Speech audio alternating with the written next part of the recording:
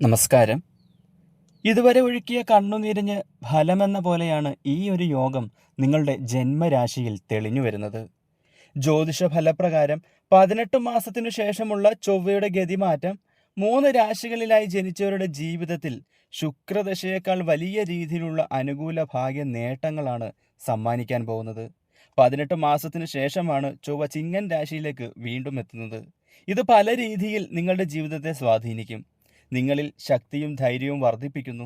തൊഴിൽപരമായി പ്രതീക്ഷിക്കാത്ത തരത്തിലുള്ള നേട്ടങ്ങളാണ് നിങ്ങളെ തേടിയെത്താൻ പോകുന്നത്. സ്വന്തമായിട്ടൊരു വീട് എന്ന നിങ്ങളുടെ ആഗ്രഹത്തിന് ഈ സമയം തുടക്കം കുറിക്കാൻ സാധിക്കും. ആഗ്രഹിക്കുന്നത് പോലെ ജീവിത ഭാഗ്യ നേട്ടങ്ങൾ നിങ്ങളെ തേടി വരുന്ന സമയമാണിത്. സാമ്പത്തികമായും തൊഴിൽപരമായും വലിയ നേട്ടങ്ങൾ നിങ്ങളെ കാത്തിരിക്കുന്നു. ആരോഗ്യ ബുദ്ധിമുട്ടുകളെല്ലാം തന്നെ ഇല്ലാതാക്കുന്നതിനും സന്തോഷമായിട്ടുള്ളൊരു കുടുംബജീവിതം നയിക്കുന്നതിനും സാധിക്കും. എല്ലാവരും ശംഭോ മഹാദേവ എന്നൊന്ന് കമൻ്റ് ചെയ്യാൻ മറക്കരുത്. നക്ഷത്രങ്ങൾ: ചിങ്ങം, മകം, പൂരം, ഉത്രം, വൃശ്ചികം, വിശാഖമനിഴം, തൃക്കേട്ട, മകരം, ഉത്രാടം, തിരുവോണം, അവിട്ടം.